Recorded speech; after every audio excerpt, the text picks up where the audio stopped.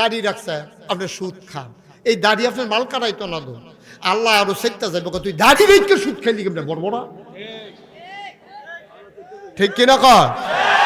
আল্লাহ আরো সাংঘাতিক রাগ হইব, তুই দাড়ি রেখে সুদ খাস কেমন? তুই সুদ খাইতে খাইতে এটা এক বালা আছিস, তুই দাড়ি রেখে সুদ খাইয়া মানুষের ধোকা দেস, আসেনি রে এই কারবা?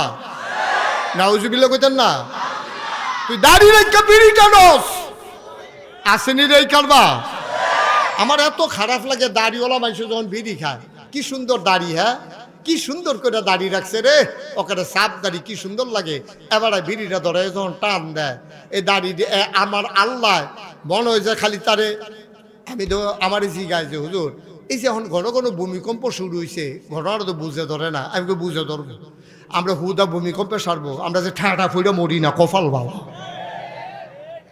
ঠিক কিনা কও? আপনি ফার্স্ট ওয়াক্ত নামাজ পড়ে আপনার মতো মানুষের সুদ খাইলে হয় না? আমি মুশতাক ফয়েজি, আমার আপনারা ফিস সাপ করে, এত সম্মান করে, আমার কথা হুননের লেগে সব দৌড়াইয়া বাড়ি ঘর হালাইয়া আইয়া পড়ছে।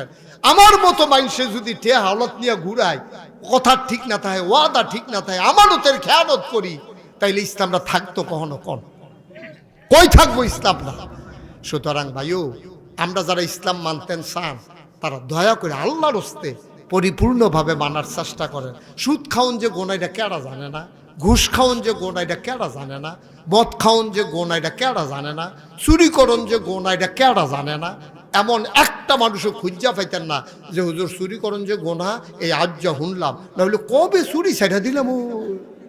এবার মাত্র আজ শুনছে, আগে জানে না চুরি করেন যে গোনা। এরকম মানুষ সারাটা বাংলাদেশে একজন বিচারে পাইবেন? জান না হুন্যেও তো আমরা চুরি করতে আসি, জান না হুন্যেও তো আমরা ডাহাতি করতে আসি, জান না হুন্যেও তো আমরা টে হাওলাত নিয়ে ঘুরাইতে আসি, জান না হুন্যেও তো আমরা তারা ঘুষলেংটি দিতে আসি, ঠিক নি রে? গত বছর